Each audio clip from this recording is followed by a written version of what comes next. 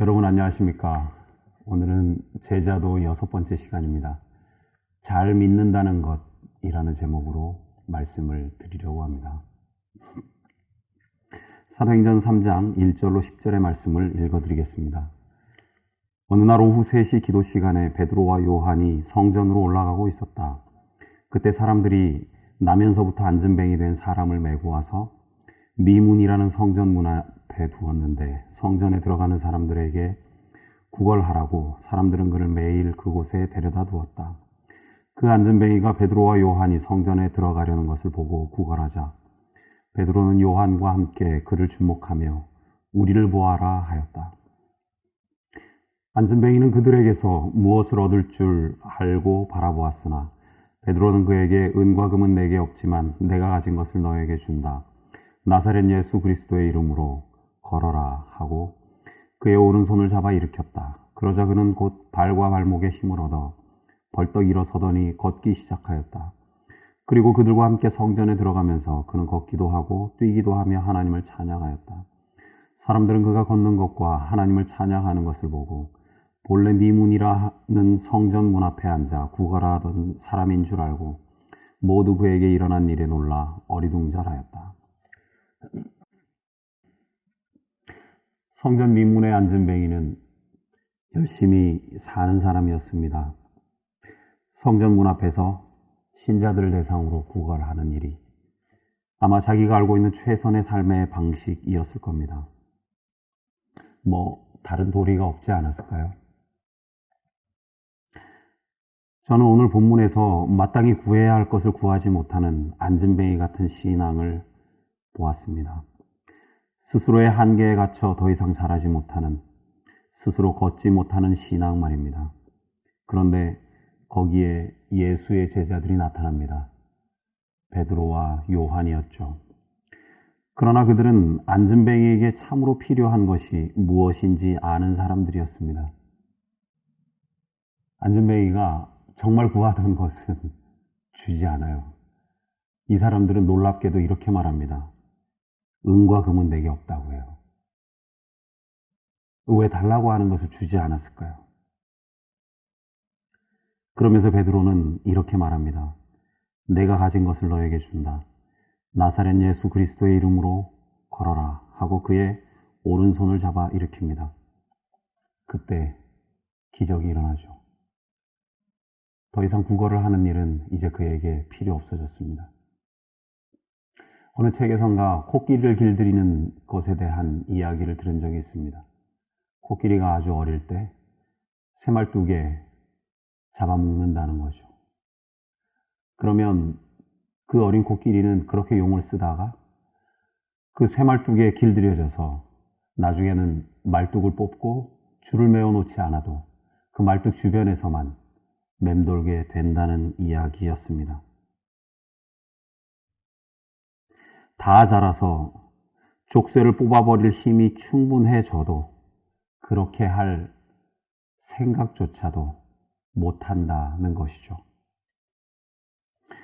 어쩌면 인간도 비슷하지 않을까요? 신체를 구속하는 노예 제도보다 더 두려운 것은 정신적 노예 상태, 자신에 대한 체념일 겁니다.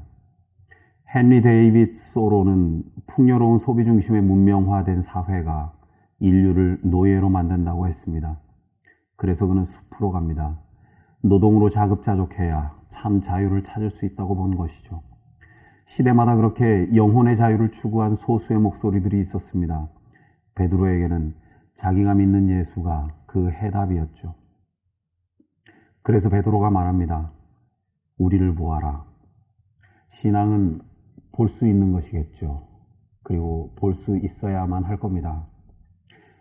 그리고 또 어쩌면 우리를 보라는 이 말은 너 자신만을 보고 삶을 포기하는 건 아니다 라고 하는 말 아니었을까요?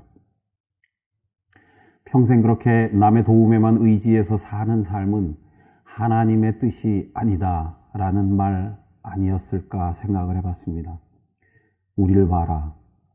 신앙을 한다는 것은 사람을 의지하는 것이 아니라 하나님 앞에 각자가 스스로 서서 하나님을 향해 함께 걸어갈 수 있는 것이다 라는 뜻은 아니었을까요? 제자가 된다는 것은 어쩌면 그렇게 사회의 고정관념에 저항할 수 있는 사람일 겁니다. 베드로는 현대의 신앙인들에게도 똑같이 묻고 있는지도 모릅니다. 너는 무엇을 구하고 있는가? 그것은 참으로 구해야 하는 것인가? 그것은 당장 오늘을 위한 것인가? 아니면 지속 가능한 영원성을 지닌 참에 속하는 일인가? 베드로가 전한 예수는 그런 의미 아니었을까요? 내가 믿고 있는 것은 말 못하고 능력 없는 우상이 아니라는 것이죠. 내가 믿고 있는 것은 살아계신 하나님이라는 것입니다. 신앙은 관념의 한계를 넘게 해준다는 것일 겁니다. 삶 속에 숨겨진 본연의 의미를 알게 해준다는 것이겠죠. 그런데 가끔 우리는 안전뱅이처럼 할 때가 있어요.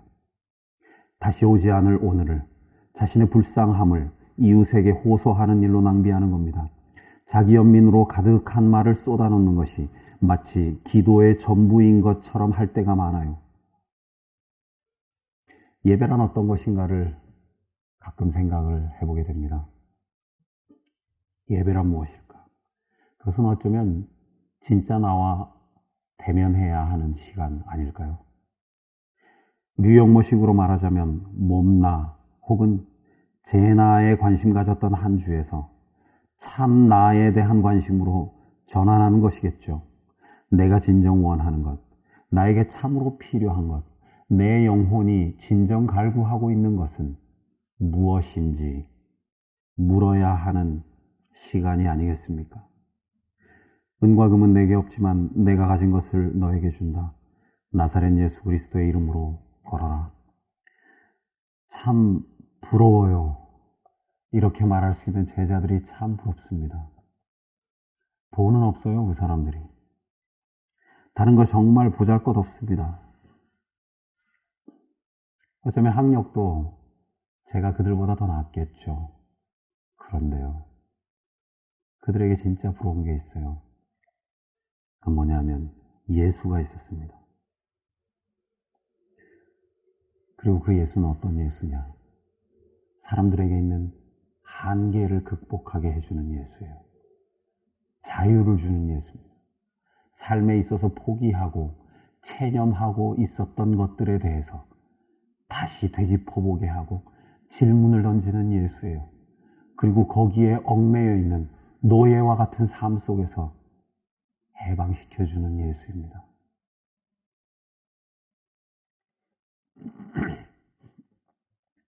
그가 이제 성전에서 걷고 뛰고 찬양을 합니다. 우리도 물어야 되겠죠.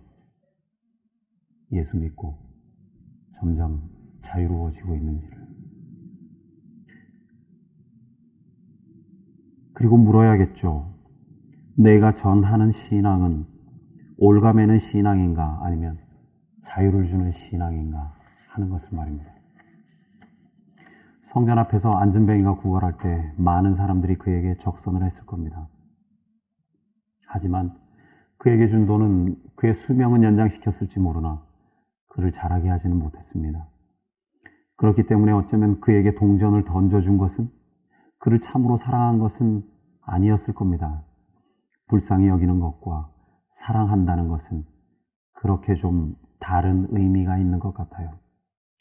오늘 본문을 보면 사람들은 그에게 적선하면서 그 안전뱅이가 평생 구걸로 살아가는 것에 대한 암묵적 동의를 한 것이죠.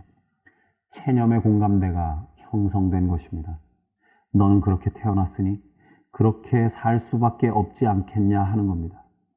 여기서 소위 좋은 일 한다는 사람들의 역설이 발생합니다. 좋은 일을 많이 하면 할수록 주변의 사람들이 독립하게 하기보다는 자기 자신에게 종속시키는 아이러니가 발생하게 되는 것이죠. 고결한 신념을 가진 사람의 문제는 또 있습니다. 소위 능력자 아니면 리더라 불리는 사람들이 메시아 증후군을 알아요. 내가 메시아이기 때문에 행복해지고 내가 행복해지기 위해선 구원자가 되어야만 한다는 것입니다. 누구를 구할 수 없으면 자기 삶의 의미를 잃어버리게 되는 것이죠. 어떻게 보면 좋게 보이는 것이지만 어떻게 보면 참으로 두려운 일이에요. 왜냐하면요, 남을 사랑하고 남을 구한다는 것이 결국 따지고 보면 자기애의 발현이기 때문에 그렇습니다. 여러분, 전도 열심히 하는 분 중에 어떤 분 이렇게 말씀하시는 분들 있죠. 내가 구원받기 위해 전도한다. 여러분, 그게 무슨 뜻입니까? 내가 구원받기 위해 전도한다는 말이에요. 그게 무슨 말이죠? 그런 말이 있습니까? 예수님, 자기 구원을 위해 돌아가셨습니까? 무서운 말입니다. 그런 차원에서 보면 위대한 지도자였던 모세의 실패가 참 안타깝죠. 내가 너희를 위하여 물을 내랴. 나 아니면 안 돼. 니들이 나 없이 할 수 있는 일이 도대체 뭐냐 하는 겁니다. 그러나 스승을 참담하게 배신했던 베드로는 메시아 증후군을 멋지게 극복합니다. 은과 금은 내게 없지만 내가 가진 것을 너에게 준다. 나사렛 예수 그리스도의 이름으로 걸어라. 그건 자기에게 나온 것이 아니었어요. 예수로부터 비롯된 것이었습니다. 그는 대놓고 말해요. 이건 내가 한 것이 아닙니다. 내가 아닌 사람도 할 수 있습니다. 나 아니어도 예수의 형제라면, 아니면 믿음이 있는 성도라면, 예수 믿음을 가진 자라면 누구나 할 수 있는 일이라는 것이죠. 예수님을 폭도들이 잡으러 왔을 때 베드로가 예수를 구하려고 칼을 뺍니다. 대제사장 종 말고의 귀를 내려치죠. 그때 예수님이 말씀하십니다. 내 칼을 도로 칼집에 꽂아라. 칼을 쓰는 사람은 다 칼로 망한다.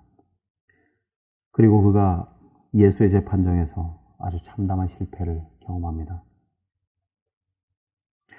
그때 어쩌면 베드로는 이 말씀을 깨달았을지도 모릅니다. 이는 힘으로 되지 아니하며 능으로 되지 아니하고 오직 나의 영으로 되느니라. 스가랴 4장 6절. 어쩌면 그는 이것을 깨달았기 때문에 안전뱅이에게 이렇게 말했는지도 모릅니다. 은과 금은 내게 없지만 내가 가진 것을 너에게 준다. 나사렛 예수 그리스도의 이름으로 걸어라. 베드로가 꺼내든 것은 이제 칼이 아니었습니다. 그의 힘이 아니었어요. 그가 꺼내든 것은 예수였습니다. 그러면 그 예수를 경배하는 방식은 어떤 것이어야 할까요? 그리스인 조르바로 잘 알려진 니코스 카잔차키스의 어릴 적 이야기를 재미있게 본 적이 있습니다. 그때 카잔차키스는 그리스의 작은 섬 크레타에 살았는데 터키의 침략을 받아서 그가 살던 작은 마을에 잔인한 학살이 자행됐다고 하죠. 그 다음날 아침 그의 아버지는 겨우 8살 난 아들 카잔차키스의 손을 잡아 끌고 학살의 현장으로 데리고 갔다고 합니다. 커다란 대추야자 나무가 있는 광장에 도착한 그의 아버지는 세 사람의 그리스인 사내들이 나뭇가지에 목이 매달린 채 죽어있는 끔찍한 장면을 손가락으로 가리키며 소리쳤다고 하죠. 죽을 때까지 목이 매달린 이 사람들을 절대로 내 머릿속에서 사라지게 해서는 안 된다. 알겠니? 아버지가 소리치자 소녀는 두려움으로 벌벌 떨며 물었다고 합니다. 누가 그들을 죽였나요? 아버지가 대답합니다. 자유가 죽였어. 소년 카잔차키스가 놀라서 후들거리는 다리를 끌고 아버지를 따라 집으로 돌아오자 초조하게 기다리던 그의 어머니가 소년을 끌어안으며 물었습니다. 얘야, 도대체 어딜 갔었니? 소년이 울먹이면서 말을 하지 못하자 카잔차키스의 아버지가 대신 답변했다고 합니다. 예배를 드리러 갔었소.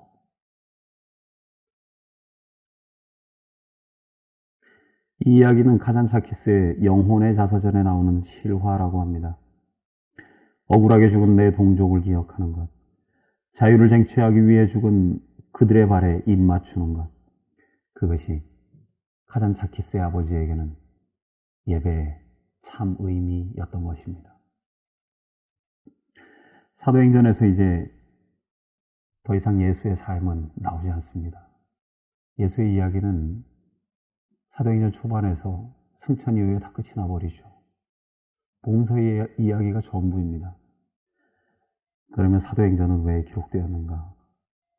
예수의 이야기에서 예수 믿는 사람들의 이야기로 무대가 바뀐 것이죠. 성전 이야기에서 마음의 성령의 전을 가진 사람들의 이야기로 바뀐 겁니다. 임봉된 두루마리에서 이제 열린 경전의 시대로 진입한 것이겠죠. 플라톤에게 이데아는 세상 밖에 저 멀리에 존재하는 것이었습니다.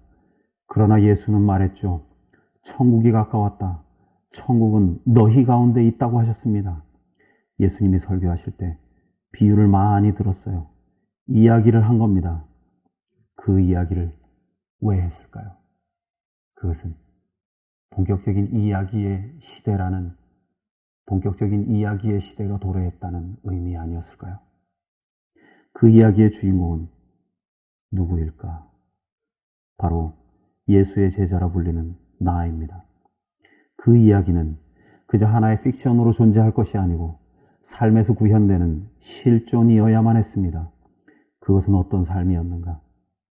그것은 어떤 예배였는가? 인간의 소리 없는 한숨을 듣는 것이어야만 하는 것이어야 하는 거죠. 성전에 들어가기 전에 안전뱅이를 먼저 만나야 했습니다. 그들의 예배는 그랬어요.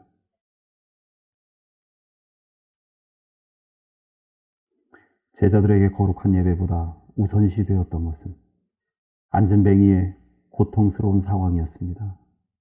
왜 그랬을까요? 예수님이라면 당연히 그랬을 것이기 때문에 그렇습니다.